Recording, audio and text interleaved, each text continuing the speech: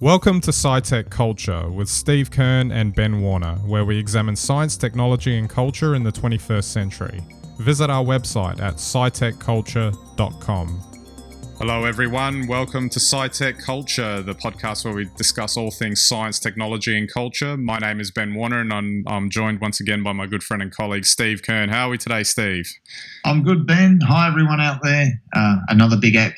Yeah, absolutely. And I don't think we ever get to test this particular topic between each other on the actual podcast itself, because we tend to agree a lot. Maybe that's who knows. But what we're going to talk about today is this idea of when to walk away from an argument. Now, we've all been there, I guess, whether it's a family gathering, at work, in the office environment, friends at a bar, whatever it is. You get into a big argument with someone, and you have that urge inside that you just want to straighten the other person's thinking out.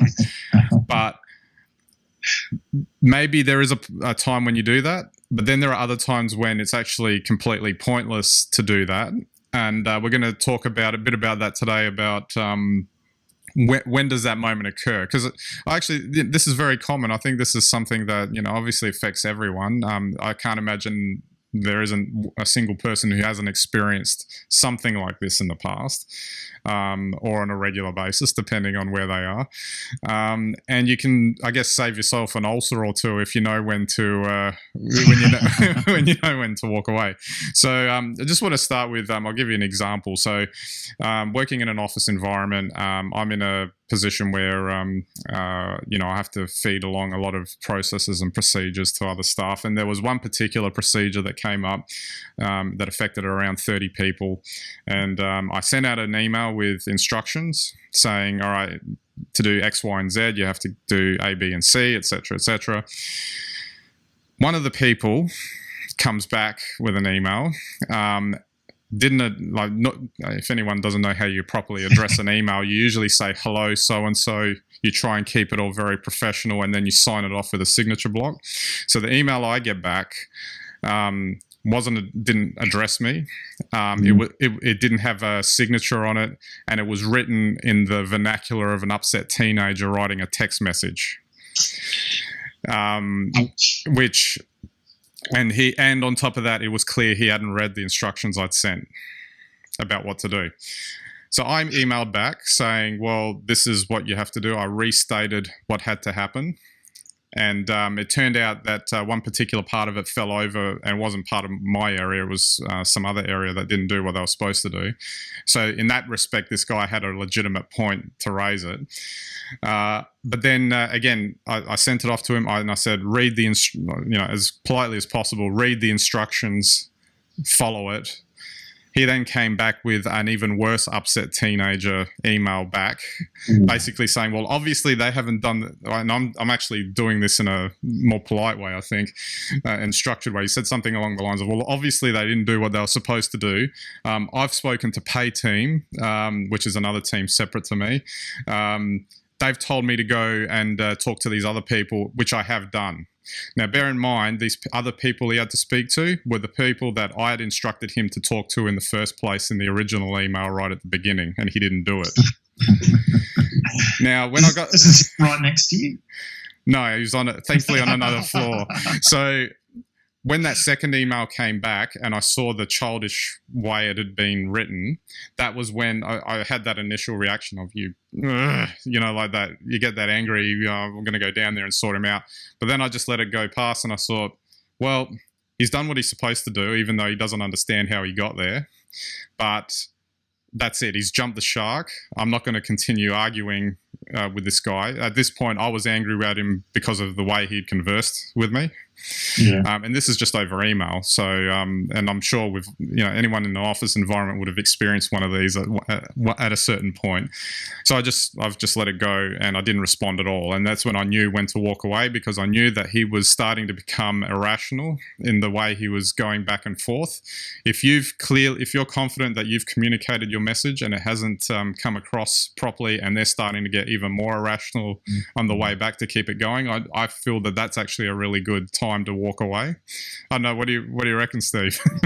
Oh yeah, I think basically whenever you really feel the urge. I think experience has now taught me, when you feel that, whatever it is, that surge inside you, it's probably a sign to count to 10 and just let things be. I mean, it's a really tricky situation at work because by and large, even if behaviour such as this, which is unacceptable, arises, there's usually other factors involved that have nothing to do with you, and you just end up copying it.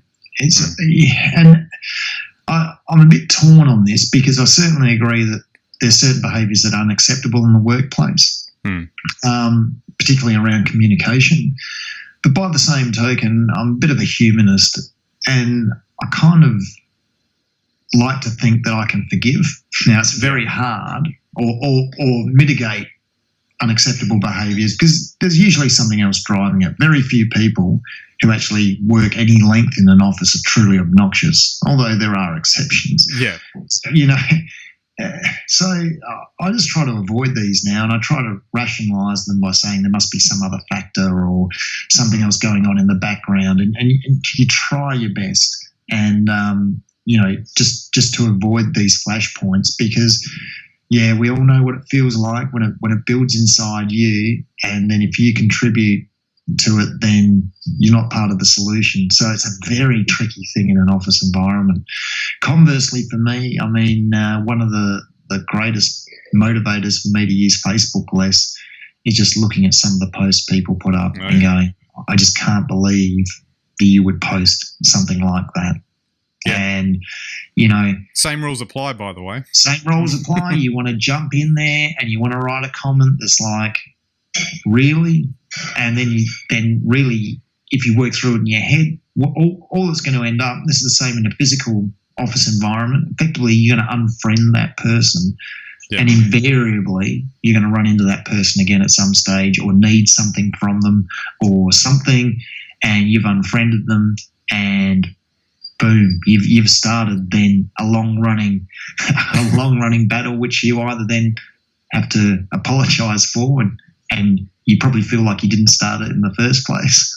Well, and I think it just bears, if nothing else, that point of knowing when to walk away is not so much about walking away. It's about knowing when not to react, giving into that initial emotional feeling that you get, because you can't help it. If someone's being stubborn or obnoxious or rude or whatever, you want to take them down, take them outside, and show them how it's like, as George Costanza would say. But you can end up causing bigger problems for yourself, like you said, if you do end up engaging in it. And it's not something you kind of pick up quickly either. If you'd be almost zen-like out of the gate if you could do it straight away, but it takes sort of years to learn it. But eventually you find where those trigger points are, and you see the patterns in it. And I think the first step is just don't react in the first instance the minute you get slapped with one of these, and accept it for what it is. Because the other reason I use that Facebook example is because also in this day and age, a physical or real life dispute can very quickly spill into, social media. Like all it takes is someone to post, geez, such and such pisses me off, or I've had another bad day of work, and they might not even name you or whatever, but people can infer who that might be, and the next thing is on. And the ugliest brawl of all is one that's documented on Facebook, and I've seen a few of those. Thankfully, I've never been part of them. But I'll just quote an example that I saw, and we can sort of segue now into a more global view of this particular problem. On social media. Given the recent political environment in the US, and we've touched on something like that before. But I've got a friend on there that, for whatever reason, started posting a lot of pro-Trump comments that I never would have expected to come from him. And I don't think it's necessarily he's pro-Trump, but I think he's just trying to point out that, there's another side to the argument. Yeah. But he's kind of like trying to say that Trump's the other side of the argument, which I'm not 100% convinced that's a good idea. So he's starting to post all these comments. Whenever a story comes up, he'll write something, and then that sets off. I can just see it. It's got view all 96 comments. Underneath it, and it's just back and forth, and you're going, oh, geez, what am I going to say to this guy if I see him again? Not that I've engaged in any of what he's been putting in, but I've just been sort of passively viewing it. But I'm just wondering, how would I talk to this guy if I say one thing out of turn or whatever? What is that going to set him off on a pro-Trump rant or something?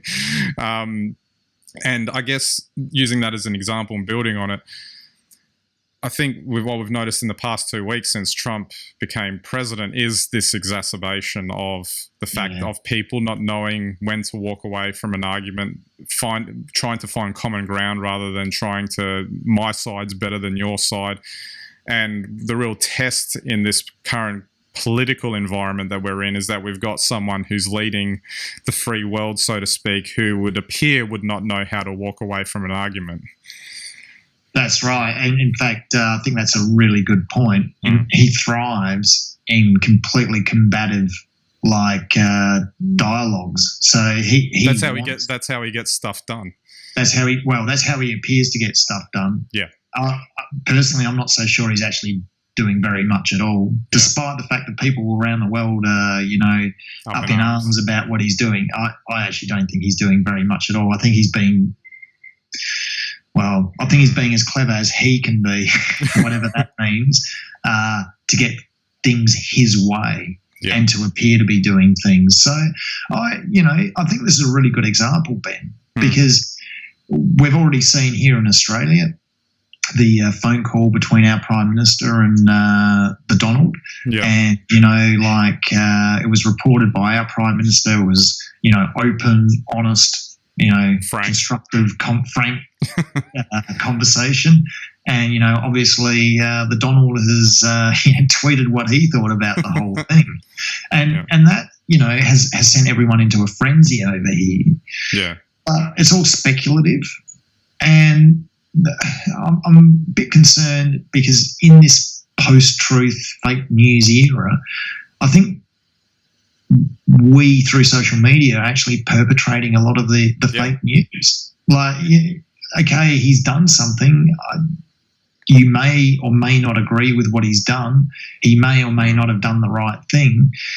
But I don't think, there's this concocted outpouring of, hatred for Trump, which I'm really concerned about, because I completely understand if people don't like him. I think there are a lot of good reasons that some people could say they don't like him. Well, it's like it's the fact that you take this inability to find agreement and always argue my side's better than your side, and then social media amplifies that by creating echo chambers for people to sit themselves in, and then there's nowhere to go. Like I could sit here and watch late night comedians make fun of Trump 24/7, and I'd be happy because they're talking what I think potentially is correct. But if I don't listen to what other people are saying, like that I've got an opposing view, then I'm not informed anymore. I'm just I'm in that echo chamber, just listening to one side of the opinion, because, like it or not, Trump got there maybe for, obviously you put aside all the white supremacist racist stuff that people keep hammering on about. But the majority of the people that did vote for him didn't vote for him for those reasons. They voted for him because of largely economic reasons, I would suggest. And that's a legitimate argument to make, because if these people are, doing it tough and they need help, obviously those late night comedians, as an example, weren't talking to them, were they? Or, as it turned out, Democrats in the States. So, and that's a product of the echo chambers and not listening. Well, that's precisely right. And even if you were to make the assumption that those people voted for him for all the wrong reasons, or because they were fooled, or they are fools themselves, or something like that, that's not a good grounds then to convince them that they were wrong. Yeah. And you're absolutely right. So let's go back 10 years before the iPhone ruined everything for media. And, there wasn't that echo chamber in the old days, and if you were upset, maybe you'd have a rally, maybe, but it would pass. Yeah, I think you've hit the nail on the head there. Now we just, I'm so upset with what's happened. I'm so upset with that guy. I'm so upset my side's lost, and that echo chamber just amplifies, and you can just feed into it. You get more back, then you only get more riled up, and you keep going, I hate this guy, I hate this guy. Yep. And before you know it, you're just, you are what you express. You're full of hatred for this guy that maybe doesn't even deserve your time to be full of. Yeah. And that's when to walk away from an argument. Once it starts to consume you and all you can think about is how terrible this guy is, I think the concern, unfortunately, is that it would appear to be extremely difficult for people now, to get themselves out of their echo chambers, which is, I think, a disturbing thing. Whether it's the right or the left, I'm finding them equally irritating, if for lack of a better word, because you can tell that neither side is attempting to listen to what the other side has to say, and the foundation of politics or any good partnership with anyone, it can be between two people, two countries, whatever it is, or between a group of politicians, that are supposedly on two different sides. Doesn't matter. The whole point is that you need to find common ground somewhere to make stuff happen and have a positive outcome where maybe you don't get everything you want, but the two of you together get most of what you want or some of what you want, rather than just bitching about the fact that you just can't get 100% of what you want.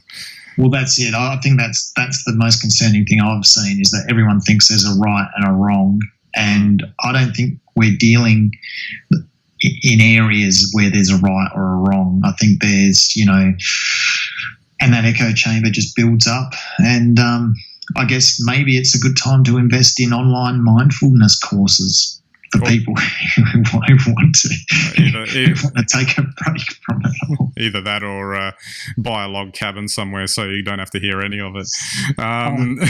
Or maybe arguing courses, how to win any argument. I don't know. There'll be a circuit breaker at some point. I would hope that will help with this, but who knows? There's 50 million American minds melting down. Exactly. All right, Steve, we might wrap it up there. Any final advice for anyone who's having trouble with arguments? When you feel that adrenaline surge inside yourself and that anger rise, that's the time to count to 10 and walk away. And count to 50 if you need to, if it doesn't immediately boil down. Keep counting. Do your 12 times tables backwards. Exactly. All right, so don't forget our website, SciTechCulture.com. You can get all of our links and content there. You can subscribe to us, links to our YouTube videos, etc. So you can see us in multiple different formats. You can interact with us on Twitter, Facebook, Google+. Love to hear from you. If you find someone that might be interested in, or people that might be interested in our regular discussions and our content that we've got on our website, send them to SciTechCulture.com, get them to subscribe, and we'll all be very happy and appreciative of that. All right, so that's it for this episode. We'll catch you next time.